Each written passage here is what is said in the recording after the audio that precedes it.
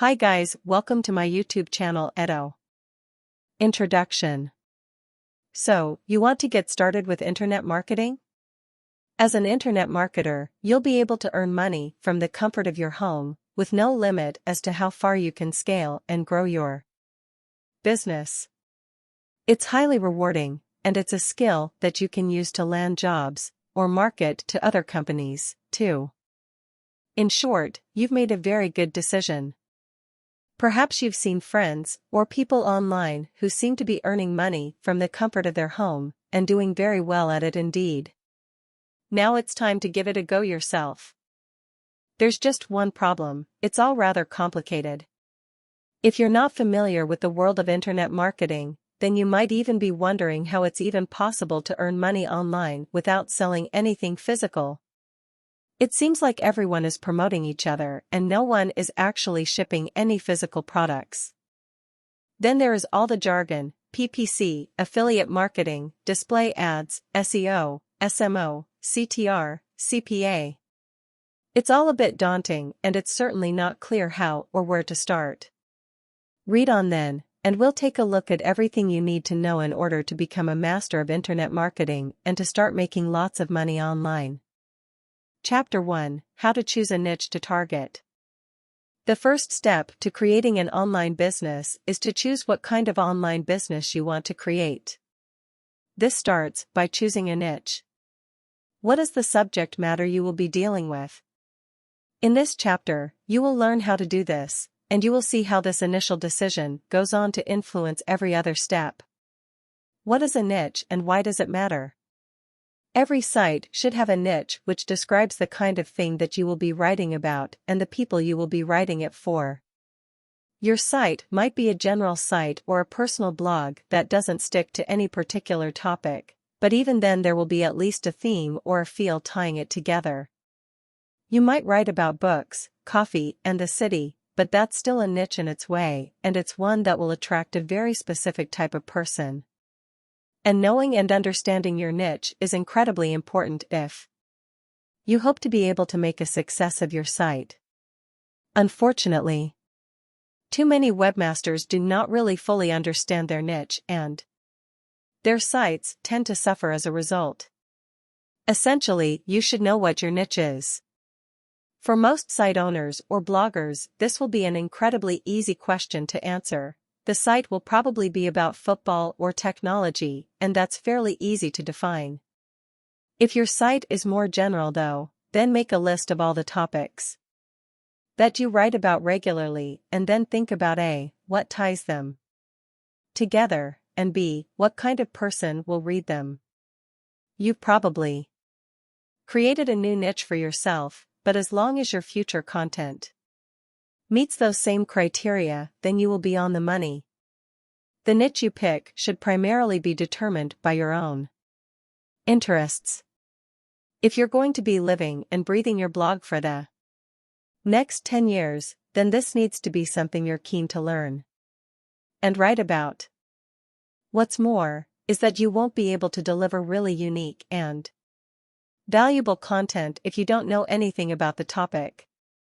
And hiring professional writers won't guarantee that you'll find someone who has a real passion and interest for the topic.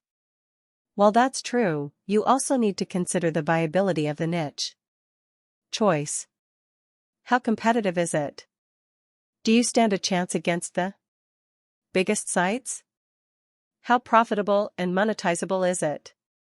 We'll get on to this more in future chapters, but the subject you choose should be something that people are willing to spend money on and that has lots of opportunities for informational products. Finance is the very best niche in this regard because there is so much money to be made on that subject. But likewise, you'll find that you can make a lot of money writing about dating, fitness, or other topics that speak to a fundamental human need in this way. Why you should get more specific when choosing your niche. But in order to really succeed, and to gain an edge over the competition, you need to go a little deeper. Sure, your site might be a technology website, but what kind of technology do you write about? Who are you writing for? And what is the purpose of your site? For instance, you might write about all kinds of technology but find that you seem to stick more to technology that's just around the corner. Perhaps you write lots of big previews for technology that's coming. And perhaps you write in a very technical way that is clearly aimed at people who know their stuff. This is a very different niche from a site that reviews basic commercial technology in a style that can appeal to the average customer. Again then, you will have created your own niche that should be completely unique. You might make a football site, sure, but is it a dry site that deals with a detailed overview of football for real fanatics? Or is it a more gossip-filled site that's aimed at the typical bloke? Again, these are slightly different niches, and it's important to recognize the difference. If you can be consistent with your precise niche, then you will find that your site offers something that not every other site does. You will have a specific audience and people who particularly like the way you approach the topic. Stick to your guns, and you can make your site highly successful as a result. The power of creating your own niche. That said though, there are few niches left that have a good number of people interested but that, nevertheless, don't have too much overcrowding in the marketplace. This is particularly difficult when you consider how important it also is that you actually be interested in the niche that you're going to be dealing with so regularly from now on, and that you actually know a thing or two about it too. So how do you stand out without limiting your appeal or writing about something dull? Well, one solution is to come up with your own niche and to create a website that will be unlike any other. Here we will look at how you can potentially accomplish that. Sites that don't fit nicely into boxes. When you browse the web for inspiration on niches for your website, you will often find lists of categories such as fitness, making money, football, film, and others like these. Not every site though has to fit neatly into a category like this. It is possible to come up with a completely unique angle and to create a niche that wasn't there before. Take http://www.lifehacker.com, for instance. And http://www.lifehack.org. These sites exist in the same niche, but go back a decade and that niche wouldn't have existed. These sites tie together lots of themes using a way of life or attitude to gel it all together. In this case, that attitude is the hacker attitude, where DIY applies to everything from self-improvement to making money, but you could just as easily build a site around any other central idea like this, bringing various concepts together. If you can't find a new theme to link the items on your site though, then another option is to simply combine multiple existing niches that you think will go well together. This way you have your built-in audience, because you'll get visitors from both of those existing niches, but at the same time you will have your own unique USP and be able to offer something that's different from everything else. Examples might include bodybuilding and self-improvement, making money online and city living, travel and art, or cafes, coffee, and books. Alternatively, just taking a broader approach with your stories can help to give your site more meat and put your niche more in context with other topics. This strategy is also effective because it creates a number of simple marketing options that you can use to reach a new audience. 4. Instance, if you have a website based around bodybuilding and self-improvement, then you will be able to promote your site on self-improvement forums without being directly in competition with those sites. Going more niche. In contrast to broadening your niche, another option is to get even more specific by finding a category within a category.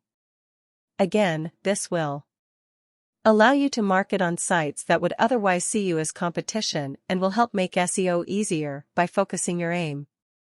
An example might be to target a particular kind of film such as 80s action films, a particular era of music, or perhaps a particular kind of exercise such as bodyweight training alone. Trailblazing. Finally, if you have the resources, then you can even consider creating a niche before you create your website.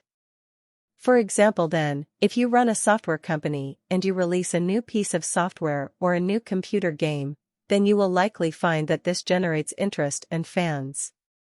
By creating a website focusing on the software you have released, you can then provide an official website for that interest and create an almost symbiotic relationship between your software and your website where the success of one helps the success of the other. This works for every kind of product and service that will catch the public's attention. Though not every webmaster will have a product to promote, it's important that businesses and entrepreneurs don't miss this opportunity when it does present itself. Chapter 2: How to choose a business name, register a domain, and web hosting. Now you have your niche, it's time to turn that basic topic into a business model. This is where things can get complicated for some. But it's also the most fun and exciting part. And it all begins with choosing your business name, which is highly likely to also be your website name, which is highly likely to also be your domain name, the address that visitors type into the browser to find your website. Choosing your domain name and site name. If you are preparing to launch a new website, then there are several things you will need to do in preparation before you can even begin to think about content writing or SEO. Of course, one of the most fundamental starting points is to find a hosting service and to choose a domain name for your site or blog. This will give you somewhere to store the files that make up your site, and it will give your visitors a way to access them. But deciding on a domain name is more than just a practical matter. It's also going to have a huge impact on the way your visitors view your site, and on the way you'll go about promoting it. Here we'll look at how to choose a domain name that will make sense from a business standpoint, and from a creative one too. Branding.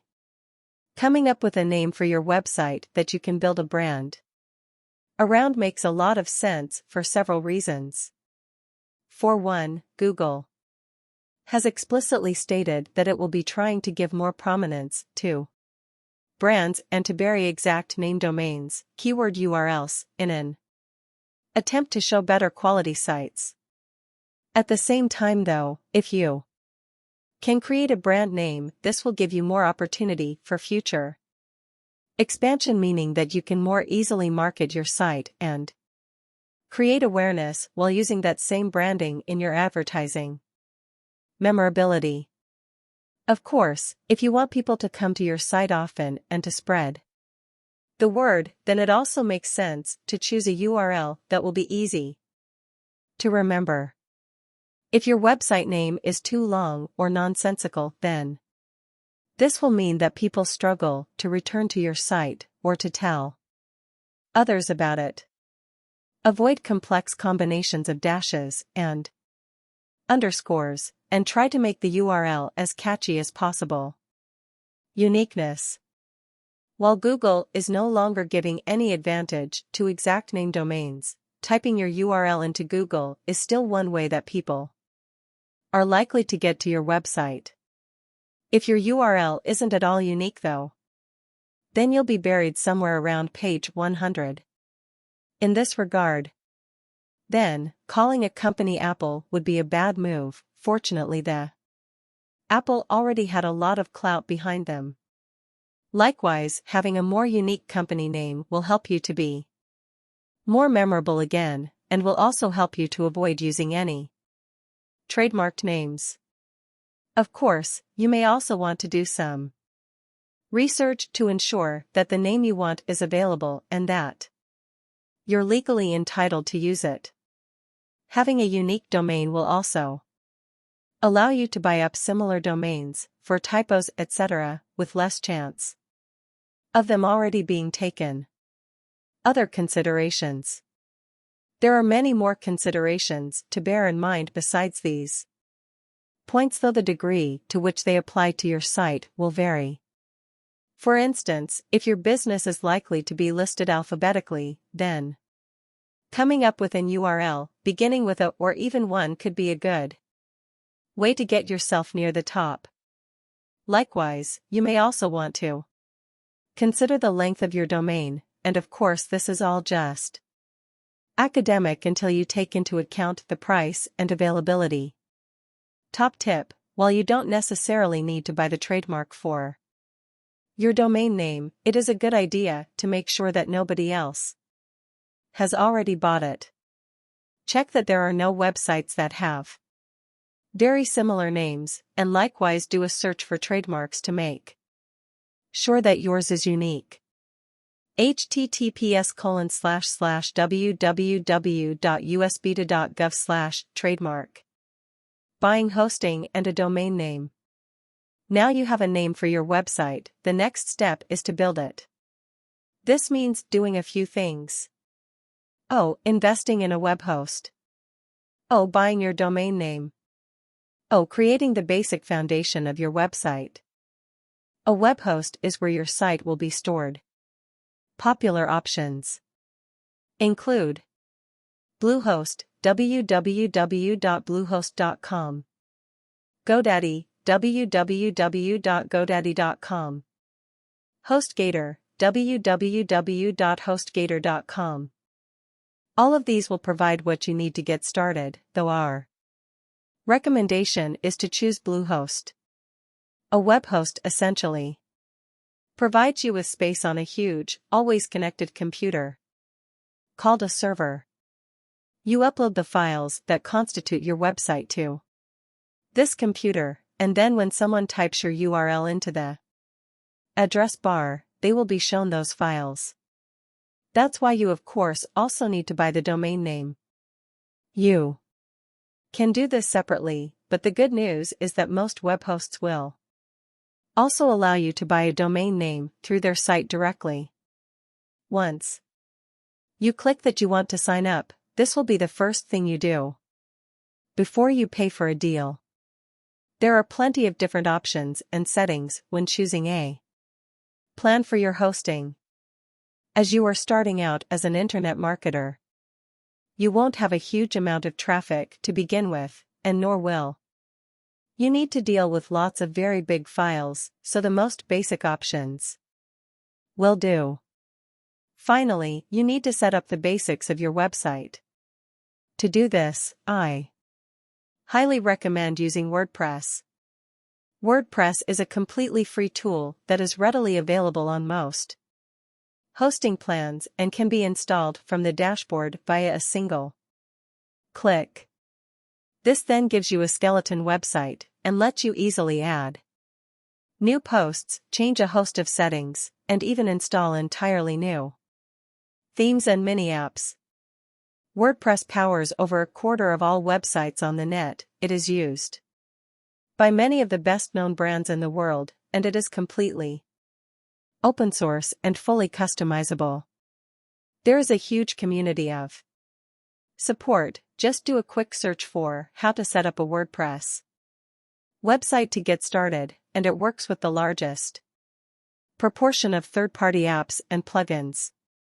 In short, there is no reason not to use WordPress. Get started with the most basic promotion. Over the next few chapters, we'll be looking at some advanced marketing and promotion you can use to get your site to the top. This includes social media marketing, email marketing, and more. Before we get ahead of ourselves though, you might want to simply start populating your site to get more people to go there.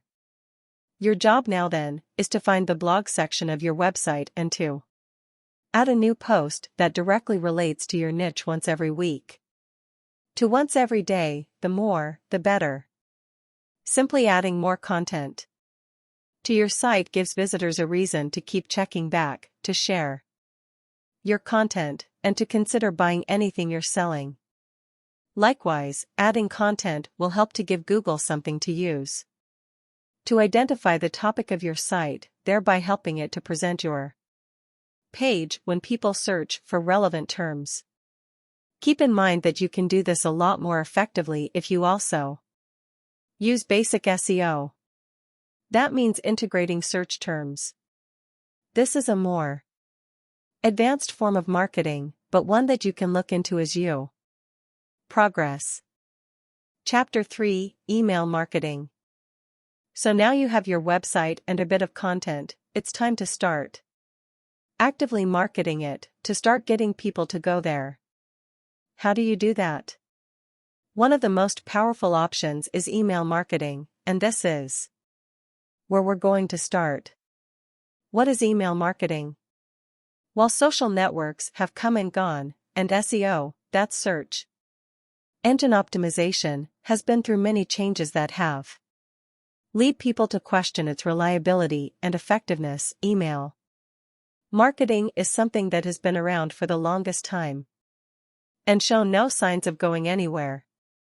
Most of us will still start our days by checking our email, and any messages we find in there are still likely to get read and noticed.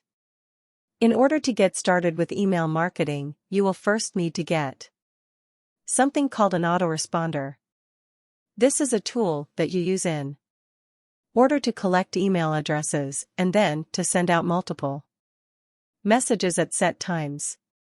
While you might think this is something you can do without a mailing list, that is absolutely not true. To successfully collect and manage emails, you will need to handle spam and ensure that people really want to be on your list, both of which will involve the use of a confirmation email. You'll also need to handle people unsubscribing. You'll want to maintain list hygiene by removing defunct emails, and you'll want to be able to track who opens your emails and which ones are most successful. None of this would be possible to do manually. Consider one of the following autoresponders and choose the most basic plan. MailChimp. www.mailchimp.com. GetResponse. www.getresponse.com. Aweber. www.aweber.com. Other good options include ConvertKit, Drip, and ActiveCampaign. With this tool, you'll be able to create a form to collect user details. You can then add this to your website in the sidebar, or at the bottom of each post. WordPress will let you do this easily with the use of plugins. Using email marketing. Collecting emails when someone lands on your website is a powerful and useful strategy for turning visitors into leads. Now you can market new products to them and encourage them to come back to your site. One way to use your email marketing is to send out emails that provide additional content, just like your blog posts. Another option is to email people talking about all the posts you've recently added to your website in order to encourage them to visit again. Then, when you have a product to sell, you will message to promote that product and drive more sales. This will be discussed in a subsequent chapter. The point is that by using email marketing, you aren't relying on your visitors checking your website every single day. You now have a way to reach them, and it's a way that isn't dependent on a third-party site like Google or Facebook. How to get your emails to stand out. But while email marketing has remained effective, it has somewhat changed in the last decade or so, even though it might not be obvious on the face of it. The biggest change, of course, is the way that we check our emails. For most of us, this is now done on the move and constantly via our smartphones and tablets. Rather than getting home and checking 20 emails at once, we are instead drip-fed emails throughout the day as we go about our business. This in turn then means that each email will be more likely to stand out from the others and get noticed on its own merits, but it also means that we have become more accustomed to just brushing them off and viewing them as a nuisance. If you want your email marketing campaign to be a success, then you need to take that into consideration and factor it into the way you design your subject headings and the way you send your messages. Receptivity. When you create your mailing list, you will of course need to select the names on it based on who you think will be receptive to your message. This should be a targeted mailing list so that the people you are contacting will find your product or service relevant. It's no good sending a priest a catalog of baby clothes. At the same time, though, you also need to think about the time at which your mailing list will be most receptive to your message. This means both in terms of the point they're at in their life. Baby clothes catalogs will be more effective sent to those in their 30s, as well as the time of day. What time are they getting home from work? When are they likely to be sitting around answering emails, and when is their inbox more likely to be empty? Sending materials on a Sunday morning will be much more effective than sending them at 3 p.m. on a Monday, so get as much information as you can about your recipients and consider the temporal factor in your marketing. Oh, and if you can get your mailing list to agree to your marketing information, you will find that they are always much more receptive to what you have to say. Images and clickability. If you want to get your recipients to then buy something or visit your website, then you need to think about the images you use in your message. Using a clickable button instead of a small hyperlink will always improve your click-through rate because it will be more appealing to press. Likewise, using images can help to make a quick visual impression on your visitors. But then you have to consider the fact that many email accounts will block images from unknown senders, and that people can become annoyed by downloading large images. Keep your messages relatively plain then and use images sparingly to give them more impact. Considering the wide range of devices your message will be viewed on will help you to avoid limiting your impact. Chapter 4: How to get traffic through paid advertising. PPC stands for pay-per-click and refers to the use of ad networks, such as Facebook ads or AdWords, in order to promote your website or product. Basically, with any of these services you agree to pay a set amount for each time someone clicks on your advert, and this way you can avoid spending money on a campaign that is unsuccessful. Still, though, you need to think about how you are going to convert the traffic you gain into profit, and you need to think about how you can get the right people to click on the adverts. There are a number of tricks to making a successful and, most importantly, a profitable PPC campaign, so here we will look at what those are. The goal of PPC marketing. This is really the most important thing to bear in mind, that a PPC campaign that gets the most clicks is not necessarily the most successful one, as that means that you're actually spending the most money. You only want people to click on your adverts if they're likely to earn you money once they come to your site, if they're likely to be returning visitors, for instance, who will click on your ads, or if they are likely to buy the products that you are selling.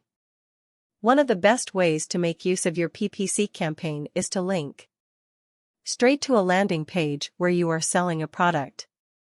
Then if you can get the product to sell for, say, $30 a throw, then you can afford to pay $1 per click as long as you sell to at least 1/3 of your visitors. This is called a conversion rate. This way you are still making a profit. PPC ads are shown based on a split-second bidding system. That means that the more you opt to pay per click you get to set this amount, the more your ad will be shown in the relevant spots.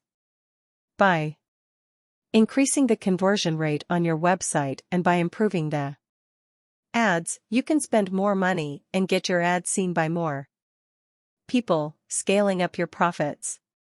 In order to work with this, then you need to focus much more on the CTR, click-through rate, on your page and the quality of the traffic that the PPC ad is bringing you.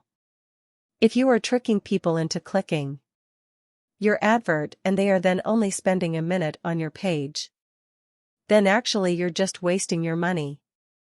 Likewise, if your page isn't doing a good enough job of convincing people to buy, then again, you are actually throwing money away. Designing your ad accordingly.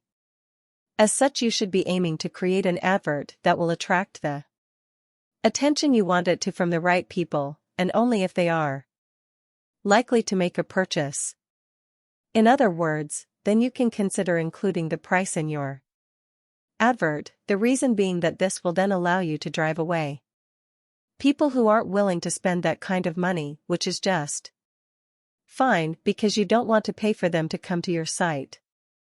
What is important still though is that your advert catches the eye so that the people you want to see it do, and the important thing to bear in mind for this is that your advert must look professional if you hope to make sales.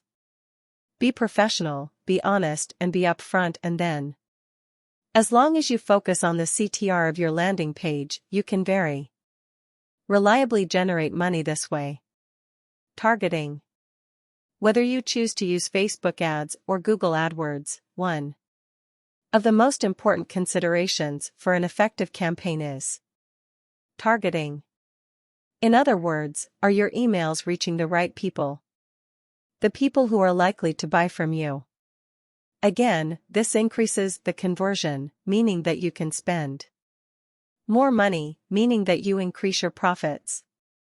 AdWords shows adverts on Google's search engines and is based on what people search for. You will pick the search terms you want to target, and when someone looks for that phrase, your ad will appear at the top as a sponsored result. Facebook ads shows ads on a user's Facebook home feed based on their interests, demographics, and more. You can this way choose to show your fitness book only to people who have listed working out as an interest, but who might also have listed their weight as being a little on the heavier side. Which option is better for you? That depends on the nature of your monetization, which we'll talk more about in a moment. Keep in mind though, that while Facebook lets you target an audience based on a greater amount of information, Google lets you target people based on their intent. In other words, if someone searches for buy fitness ebook, then that tells you that they are actually looking to buy an ebook. Thus they might be easier to convert. If you are trying to make your money from ads though, and again, we'll discuss this option shortly, you might not be able to funnel as much money into your business plan. Chapter 5: How to integrate social media to grow your business. Now you have PPC and email marketing being used to direct traffic to your website and to drive sales of a product that we haven't added yet. But there are still more tools at your disposal for driving even more custom. One such tool is social media. Social media is an extremely useful resource when it comes to gaining traffic because it essentially lets you talk to an audience like a human being. We all use social media, and so we understand how it ticks. This is certainly not necessarily true of Google. What also makes social media powerful is that it lets you build relationships with your audience. That in turn can be immensely powerful when it comes to getting people to become loyal to your website, getting them to sign up for your emails, and getting them to visit your page directly, Google or no. Social media marketing. Explained. Sometimes it can feel a little like guesswork when you're trying to Build a following on social media, especially when you start out. At first, you'll feel like every post you write is falling on deaf ears, and after spending ages coming up with interesting things to say, you'll be met with the sound of silence in return. And what sort of content should you be focusing on anyway? And how do you get people to listen? While it can seem like you're just blindly fumbling about in the dark, though, there is a proven method for finding success on social media. And it's perfectly possible to systemize the process to ensure rapid success. Here we will look at how to implement the best strategy and utilize the right tools to start generating a following and taking the guesswork out of social media marketing. The strategy. The process of building a successful social media campaign is fairly straightforward when you know how. The goal is to continuously deliver value to your audience via informative and interesting posts that you upload regularly to your various accounts. At the same time, though, you also need to make sure that you have a strong brand identity across these accounts. That means that you should have the same account name, logo, and imagery on Facebook and Tumblr as you do on Twitter and Instagram. You should be creating multiple channels that your visitors can use to find you and using them all synergistically. From there, you should begin building your followers. This is trickiest when you're starting out, as followers beget followers. In other words, people will be more likely sign up once they see other people have. To start those followers coming in, you should make sure you have social media buttons, your website or blog. That doesn't just mean sharing buttons, but links directly to your account that your visitors can follow to find you. Alternatively, you can use more elaborate widgets to showcase your channels, such as having a Twitter feed. This will have the added bonus of making your site look more active. This is very important, and while you might not think it would work, simply having those links there will be enough to gradually get some visitors seeping in. From there, you keep posting, and you can use some of the following tools and strategies to start getting even more followers as you do. Some quick tips. Use the most trending hashtags when posting. If you can't be on every social platform, which is ideal, then try to be on the ones that fit your style of content creation and that target the same audience that you are. How to grow your connections. Want to know one of the biggest motivating drives for people? A sense of obligation. That is to say that if someone feels like you've done something for them, they will feel compelled to do something back until they feel like they've done as much for you. This powerful tip can be instrumental in building your social media following. Simply add people and they will add you back. Or retweet their posts and they will retweet yours. It really is that easy. That said, though, you don't want to waste your time adding millions of followers and then retweeting their stuff if you aren't going to see any benefit from it. That then is where a tool like Social Rank can come in very handy. This will tell you which of your followers is engaging with you the most and which of them has the biggest following of their own. Very powerful stuff if you want to know who to retweet and who to engage with more generally. What Social Rank also does is to illustrate the importance of quality over quantity when it comes to your social media followers. In other words, it's better to have one influential and active follower than a million who don't care about you and don't have any reach of their own. Better yet, you want to find people to add who are potential customers, which is where something like Need Tagger comes in. This lets you find people who are likely to be interested in your products or services. How to improve your posts. As you post, you also need to ensure you are keeping track of how effective those posts are so that you know whether what you're doing is working. Likealizer, www.likealizer.com, lets you see which of your Facebook posts are successful and what your competition is doing, as well as providing you with actionable tips for your own page. In general, make sure that your posts are using popular hashtags and that they're focused on hot topics. BuzzSumo.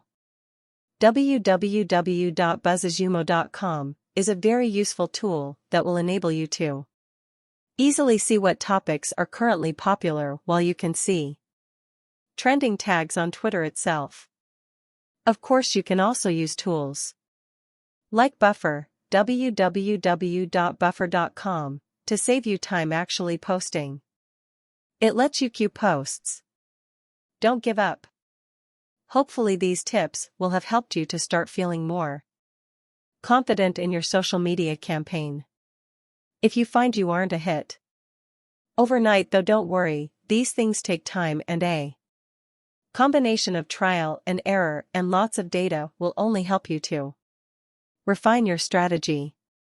This isn't an art, it's a science, and once you get the hang of it, it's an incredibly powerful tool for you to leverage. Chapter 6: How to Start Monetizing.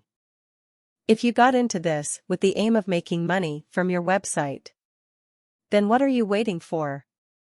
If you have people actively visiting your website and reading your content, then there are many ways that you can generate a great profit from that without having to compromise in any major way and without even affecting the experience for them.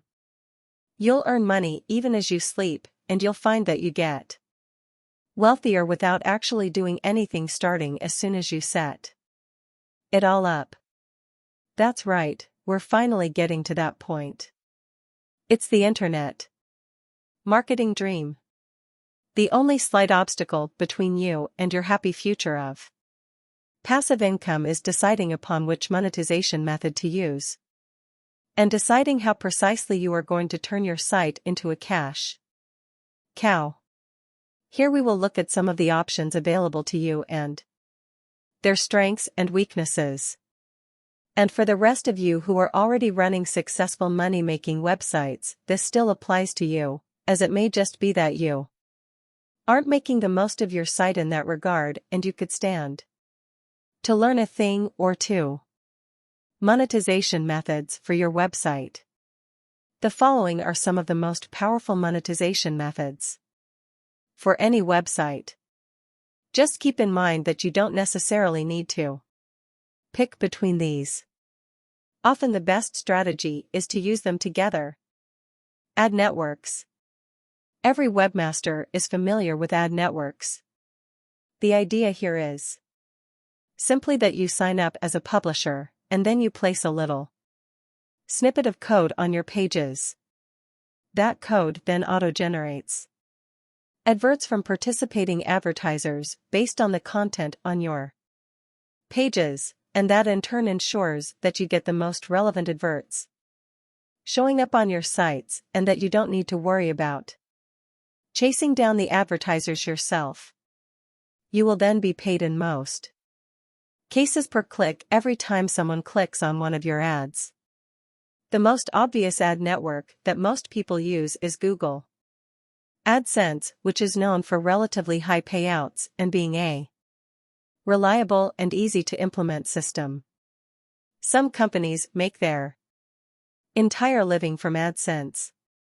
However, AdSense is not the only ad network on the block, and there are some out there with slightly less stringent requirements for all those of you who own gambling sites, and that are less likely to simply close down your account, as several webmasters have reported Google doing. At the same time, you might choose to combine multiple ad networks. You can do this using AdSense if you are using another similar network, but if the method is sufficiently different, then you can double up if you so wish. For instance, you can use in-text ads such as Contera. However, Contera has a relatively very low CPC, cost per click, and can in some cases distract clicks away from Google, rather than doubling your clicks as you might have hoped. It has a CTR, though, so has some value for sites with very high volumes of traffic. Affiliate products. Selling affiliate products is often more profitable on a per-click basis, but you will have a much lower conversion rate as people have to actually put their money where their mouse is and buy something in order for you to get any benefit. Amazon have perhaps the most popular affiliate service, allowing you to get a cut for recommending a range of their products. However, this is again a relatively low cut, and you can get more from using more services. Most supplement stores, for instance, have an affiliate scheme if you are a webmaster, and ClickBank provides a great way for you to find many other partners and sell such products as ebooks, your own products and services. What you need to recognize in all of these cases, however, without exception, is that you are at the bottom of the pile if you are making money in this way. At the end of the day, you are getting paid to send people away from your website, and as those advertisers are willing to do this, that tells you that they are worth more than you are getting paid for them. As such, the most effective way to make money from a visitor is to sell products and services. Now you can do this by buying and selling items wholesale and making a small profit on each one, but this will require a lot of time, administration, and storage space. Better is to make that money by selling products and services that are free for you to produce en masse. The best example of this is to sell ebooks and even print books, where you use pod services, which requires no work on your part once they have been set up. Likewise, you can sell subscriptions to your site, copywriting and web services, or even a course, which might consist of some regular emails, a book, and subscription in one package. And people will be willing to pay a lot for that if you market it well. Ebooks offer the simplest way to start making money from your website right away, though, so let's take a look at how you can start making money this way. First of all, creating and selling an ebook. First of all, you need to make your product. This can be a book, a course, a series of videos, or a range of other things. The theme here is up to you, but self-improvement of various kinds, such as dating, weight loss, or money making, are often highly important. Make sure that you are very behind your product and you believe in it strongly, as this will help you to believe in your own marketing and to push it everywhere you can. If you're embarrassed or shy of your own product, then you need a rethink. Another tip is to think about your target audience. Choose one market and design your product specifically for them, and you will have more success than more vaguely aiming your product at everyone. Think about your demographic and create an imaginary person in your mind that would be your ideal customer. Then, as you design your product, ask yourself, would Dave like this? Oh, filter visitors. Now you want to be able to direct your visitors as necessary in order to convert them from visitors into cash. Here's a quick question that can often be highly illuminating regarding your site. When someone first visits your homepage, what do you want to be the first thing they do? If you currently can't answer that definitively, then you will find your visitors don't know where to go either. This is what you should be wanting from your visitors: an email address. A great way to do this is to give something away for free. By giving away a free chapter of an ebook, for instance, or a free video from your course, you will be able to exchange that for an email address. Then once you have their address, you will be able to market to them directly through their inbox. The great thing about that is that even if they don't stay on your site, you will still be able to continue to market and promote to them. Chapter 7: Growth Hacks and Advanced Strategies to Skyrocket Your Business. Now everything is in place. Now you have excellent website. Designed in WordPress, with a smart branding and domain name. You have a design that is born out of the niche you chose. You have regular content coming out, and all of that content is directing your visitors to either buy a product, click an ad, or sign up to your mailing list. You're making money either way. But that's just the start. Now it's time to grow. And the good news is that there are some very quick and effective ways to do this. This chapter is going to share growth hacks and advanced strategies. However, it's not just going to share the usual slew. Rather, it's going to contain the methods used by the biggest brands in the world, and the key difference between a highly successful website and one that just turns over a little profit before going under. Growth hacks. Growth hacks are techniques you can use in order to get ahead when promoting a website. They essentially allow you to circumvent the usual gradual trajectory for the popularity of a site and instead to create a much steeper climb. Here are some examples. Guest posts. A guest post is a post that you write and give for free to another content creator. The idea is that this post then includes a link back to your website. They get free content, but in exchange, you get a link. That will improve your ranking on Google and lead to a lot of direct clicks from that creator's following. Not only is it a link, but it will also act as a testimonial of sorts from someone those people trust. Use trending hashtags. Especially when posting to social media, this makes a huge difference. If you're not sure what hashtags to use, check out the ones used by your best competitors. Likewise, creating content based on current trends can be an extremely beneficial strategy. Influencer marketing. Influencer marketing is a strategy that involves getting someone with a big following to mention your blog, often called a shout-out. This works extremely well, because you might get a click from say 10% of that person's audience. If they have 1 million followers, then that's a big influx of traffic right there. Create link bait. Link bait is a term for a post that is so useful and such a great talking point that you can almost guarantee that people are going to start linking to it for free and thereby providing you with free traffic and an improved reputation in the eyes of Google. Good examples of link bait include posts that are complete guides to a subject, as well as those that argue a controversial point. Advanced strategies. Growth hacks might be popular, but more important is to take your skills to the next level and to develop the serious, advanced strategies used by major brands and blogs.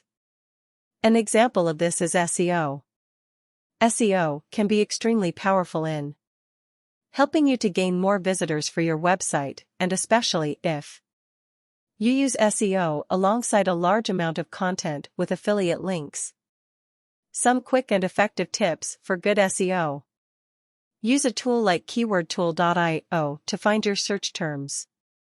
Be subtle in your use of keywords when writing. 1% density is more than enough.